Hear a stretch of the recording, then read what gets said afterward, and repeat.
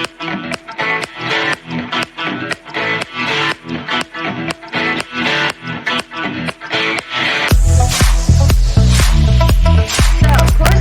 of the Bill and Helen Show. Welcome back.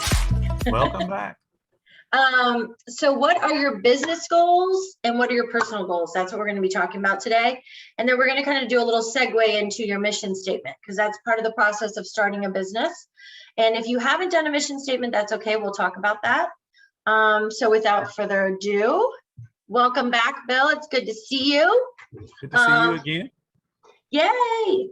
So sometimes something I've been talking to a lot of the food trucks that have signed up for mobile apps lately, they said they've been lacking, they feel like they're lacking direction, which is why we're doing our weekly courses now. Like, you know, we do our weekly courses with our food truck groups that have mobile apps, but they say they're not achieving everything they could, that not what they had set out to do. So we wanted to go back today. The first course was back to basics, but it's important because you have to have that foundation to have a successful business. And today we're going to talk about how you can meet and achieve your personal and your business goals. So Bill, you just jump in anytime. But the first thing I think you need to do is sit down, even if you've already started, you've got a dream. There's dream crushers out there and there's dream creators, right? You are the dream creator. You know who the dream crushers are. We don't like them, but you're the dream creator. And you need to start by sitting down and writing down and brainstorming what your goals are, business and personal. And I'm going to just kind of stop there, Bill, and let you jump in because you've been doing this since 1977. Forgot to introduce. Yeah, haven't forgot to introduce Bill. He's been doing this since 1977. He's a published author. He has managed food trucks. He's managed large restaurant chains. He knows what he's talking about. He knows rules and regulations. This is a very good group to be a part of regarding the food truck training group. But let's talk about brainstorming. All right, well, we'll talk about that in just one second. We got to introduce you too. This is Helen Kramer. We just jump right into it. Yeah, we can't forget that. She's the co-founder and CEO of OurApps.io. She's got a background in marketing. She's got a degree in psychology. She has helped build software for banks and investment firms. So she's got a good background to help you get on the technical side of our business. And I'm going to help you guys on the interpersonal side, talking to people and talking to your guests. What we're going to talk about with your goals is I like to teach people to start from the very basic goals. And that's going to be one-day goals. You can see the number of people that you need. It has to make sense to what your expenses are. As far as your sales go, you have to break even every day that you're at minimum, rather break even every day that you're open. And then we build on top of that. So we have a strong foundation. So when we go out, 1 week, 1 month, 1 year, 5 years, even 10 years down the road, we know that we're starting with a firm foundation. And that's what we're going to kind of go over here in a little bit about how to do the goals. Mm-hmm. Yeah, I think that's so, I love what you said, because every training I've ever been a part of, and I'm very blessed to have, worked and helped a lot of Fortune 500 companies, sales teams and marketing. It's all the same. You got to set daily goals and they got to be realistic. But if you set daily goals and you feel like you have to tweak them later because they were too easy to achieve or they were too hard to achieve, that's okay. So remember, as you're setting these goals, to give yourself a little bit of flexibility. And what I've always been trained on is the acronym SMART. You got to be very specific with your goals. I mean, it's even good to set dates and times, even though you say, oh, I'm going to do this by Friday. If you don't write it down, it's probably never going to happen because a million other things will come up and you'll forget to look at the top of your notepad. Like I've got mine right here, what you got to do next. Measurable. It has to be something that you can actually measure. So are you planning that you want to have at least 15 people come to your service on Friday? Is your goal 100? Just it kind of depends on where you're at and when you've started. Make sure they're attainable. It's relevant to your business, and then time bound. So I'm going to also turn it over to Bill because you've got so many years experience in this field. I actually used to do a presentation on that particular an acronym called SMART. When we talk about specifics, especially in a food business, most people say, I want to increase my sales. That's not really specific. What you want to do is, I want to increase my sales by 5%, 8%, or I want to hit $10,000 a week, I want to hit $20,000 a week. It has to be something specific that you can get behind, because an increase, if you do $1 more today than you did yesterday, hey, that's an increase, but it really doesn't help your business move forward. And of course, when you're talking about being specific, then it has to relate to being measurable. How are you going to measure it?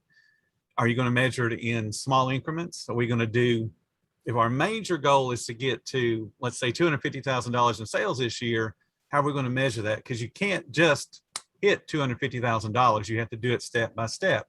So you're going to measure, February, we're going to do this much. March, we're going to do this much. And you're going to reevaluate and see where you are at each of those measurement points so that you can attain the $250,000 that you originally set. Attainable has to be within your abilities.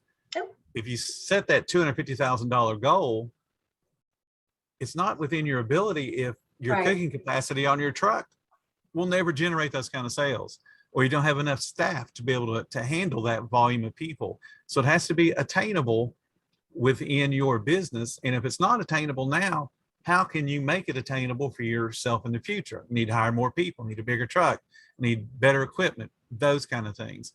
It obviously has to be relevant to your business, meaning it's going to support your business as a whole. You can't just decide that I'm going to read a bunch of books, because that really doesn't have anything to do with your business. So that's not a goal that makes sense for you to set for your business. And it has to be time bound. The time bound creates that deadline. It makes you have a sense of urgency to, let's hustle this up. We've got to make this happen. And again, the time bound could be every day.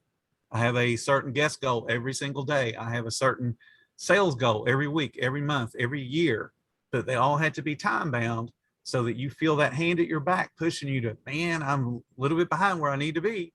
Let's get out there and get some more people in here.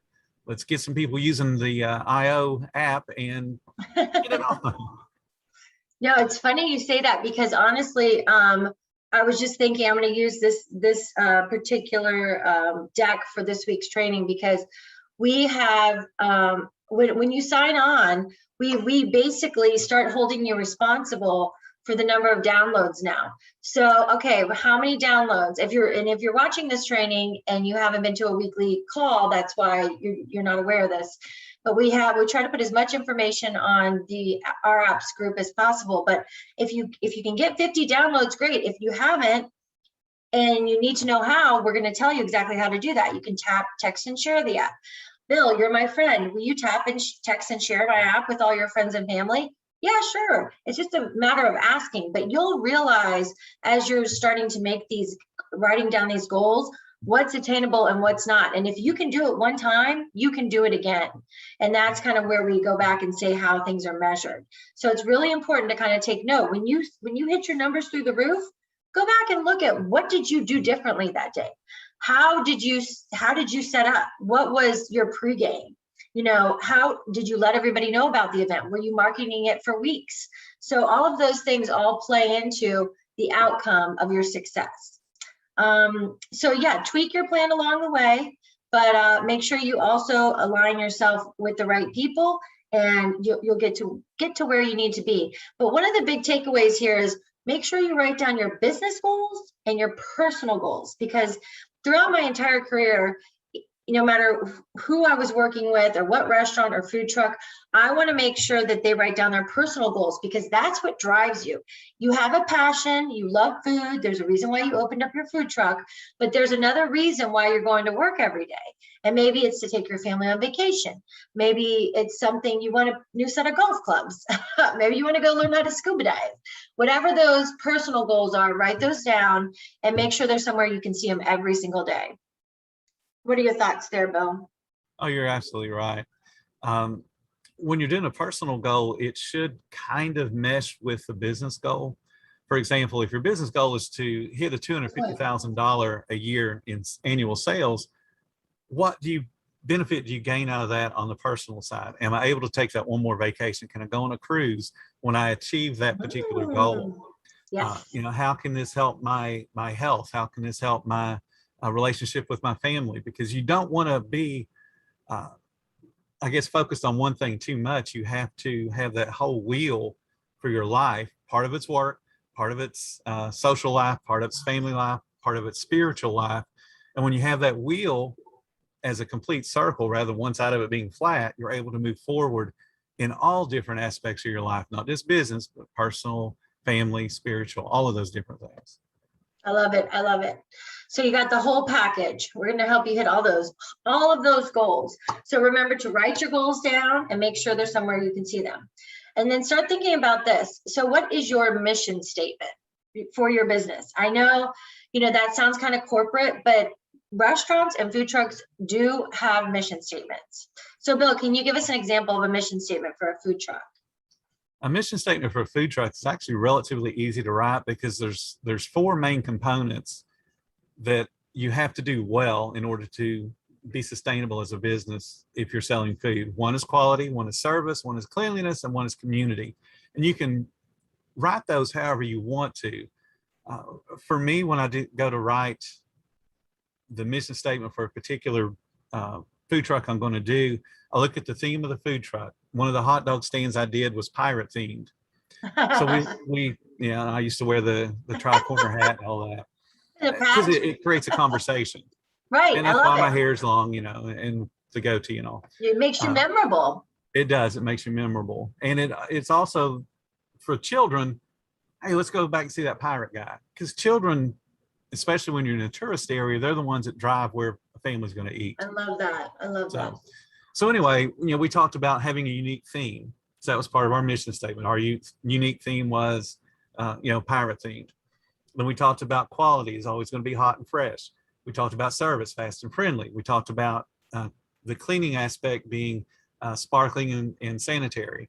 And then the building of the community is how we're going to get involved with the community, either through charitable organizations and just being a part of the community. You cannot go in and be a parasite to the area that you live in, because people will start to notice that and go, man, that dude's really, really busy. But every time I come and ask him to help me with my kid's school function, he says, no. Oh, yep.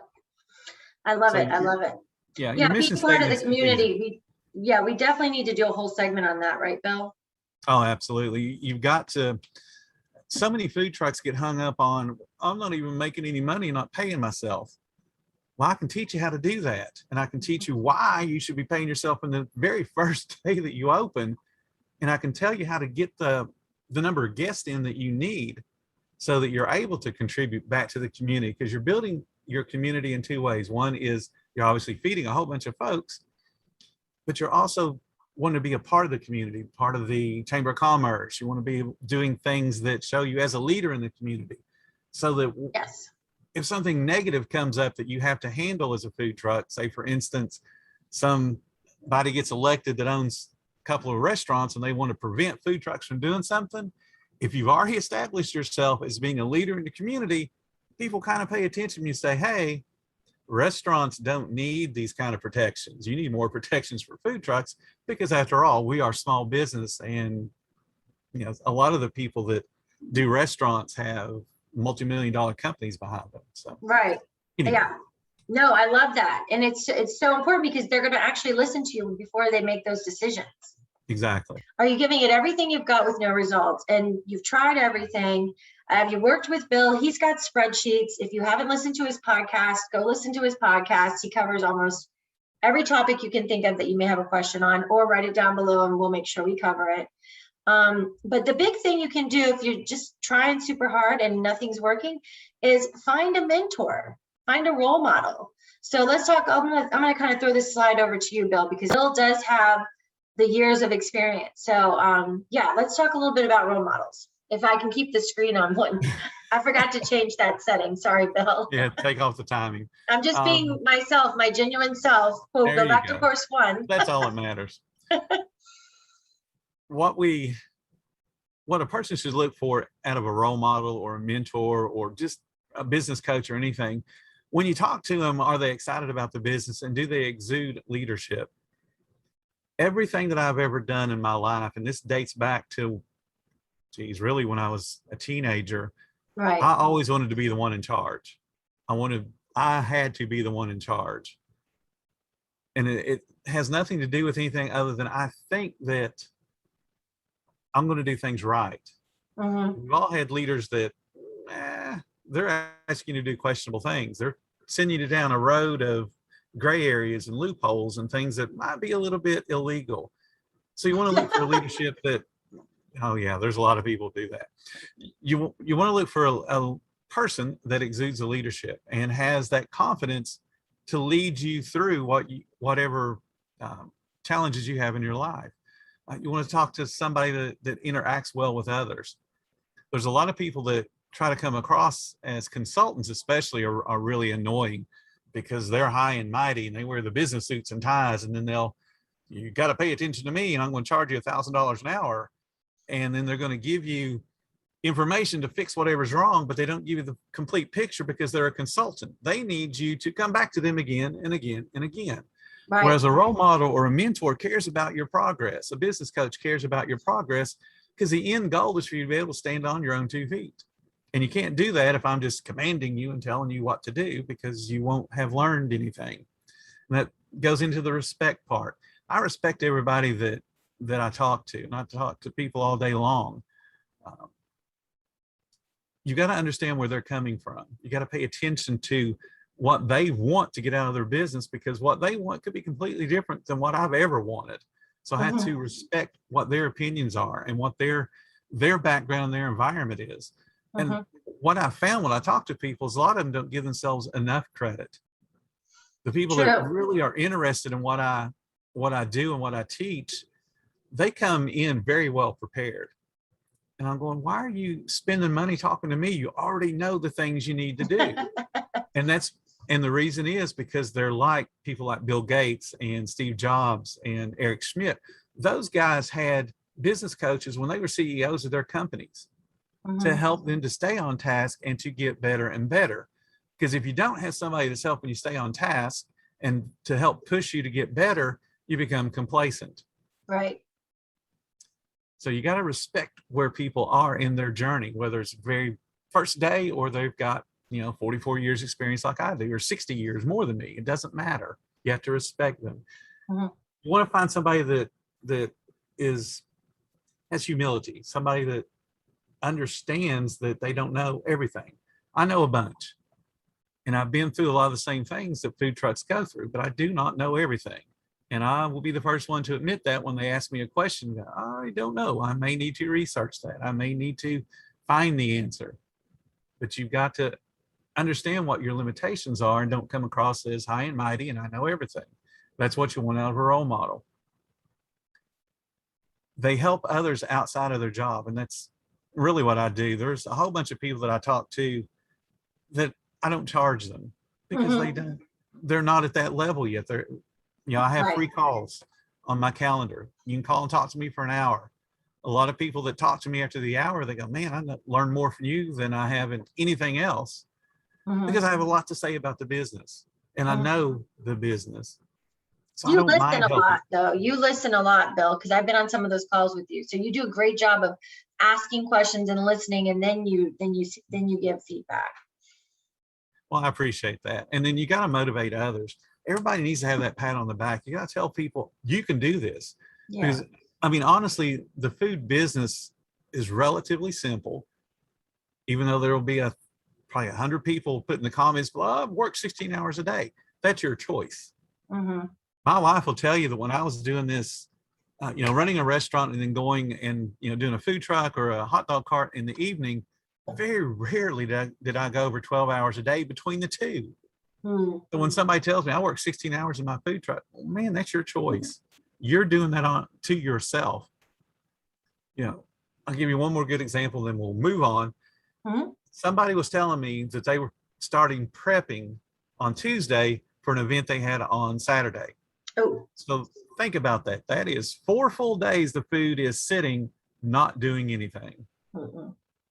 That's your choice to start that far in advance. Because I can guarantee you that I hate bragging about this because there's always somebody that can brag a little bit more, but I ran a Wendy's in St. Thomas that did $5 million a year. Our prep procedure was not much different than the Wendy's that did $1 million a year. And the amount of time, we didn't have to start prepping on Tuesday to get through Saturday sales. We were prepping in the morning to get through the afternoon sales. It can be done. You don't need to prep that far in advance as some people do. It just drives me crazy. Don't you have spreadsheets to manage time as well as like the margins? I've seen the ones that are great. And if you don't have them, we'll make sure we post them and attach them to the group. But Bill's got spreadsheets that you can enter. Like I know right now the price of meat keeps going up, and automatically you'll know what to charge for that day. So like there's a lot of food truck owners, because we've got, like I said, I think we've got 27 food truck mobile apps that are live, and we've got 61 signed up. And the more I talk to some of these food truck owners, I'm asking these type of questions, and they're not updating their prices when they've paid a third more for their product that week. So the cool thing with the mobile app is it's real time. You can go in and adjust the pricing. So if they order through the mobile app, you're good to go. But do you have spreadsheets that are similar to that for prepping to help with time? Or maybe we could put something together like that, like for adjusting. I have a couple different spreadsheets. One does all the math on your food costs. So if you're buying food today from Sam's Club, you go through and update the pricing, and it extends that one input all the way through your menu, and it'll tell you, okay, your food cost for this menu item is whatever the percentage XYZ. is. Yeah, love that. And I teach everybody that you want to keep it at a certain level. And some of the spreadsheets will actually highlight when it gets too high and say, okay, you're above, the point where you might need to panic and raise your menu prices. And I have one other spreadsheet that gives you a time goal example, but it's not one where you can actually feed in, like a case of lettuce, for instance, at Wendy's, we gave 22 minutes to process a whole case of lettuce.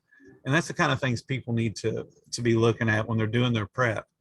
If I can process 24 heads of lettuce for sandwiches and for the salad bar in 22 minutes, why are you starting on Tuesday for stuff you're not selling until Saturday? I know. So that's so these are what we talked about, those daily goals. So if you're taking too long to prep, just start giving yourself daily goals and kind of reorganizing. And like Bill said, we'll post our links below, because I don't offer hour calls. But I offer 15-minute calls, and sometimes they turn into 30, 35-minute calls for customers that are interested in mobile apps or have questions. But I also do it just to help businesses, and I have been doing it because my other company, Simply Next Level, is just all about consulting and helping you, get your business off the ground and going through the steps of starting a business. So we're available if you guys have questions like that. We're happy to help. And remember, without your foundation, you have nothing to stand on. So course 1 was about going back to basics if you missed it. And this is course 2 about your business and personal goals. Make sure you write those down. It's very important. Make sure you write down your mission statement. And course 3 is going to be about social media platforms. Where do I post? How often do I post? There's so many questions, so we're going to answer all of those in course 3. And I think that's it for us for today, right, Bill? I believe so. I mean, we've definitely covered a lot of good information. I hope somebody gets something out of this so that they can move their business forward. Please put your comments below. And like I said, if we didn't cover in course 1 or course 3 something you're looking for, the goal I was thinking, Bill, for this is to try to continue to create courses for questions that I don't see on the group, like things that people may not want to ask. So if you guys have any topics for us, just put them down in the notes below. And thanks so much. We'll see you guys next time. The Bill and Helen Show. The Bill and Helen Show.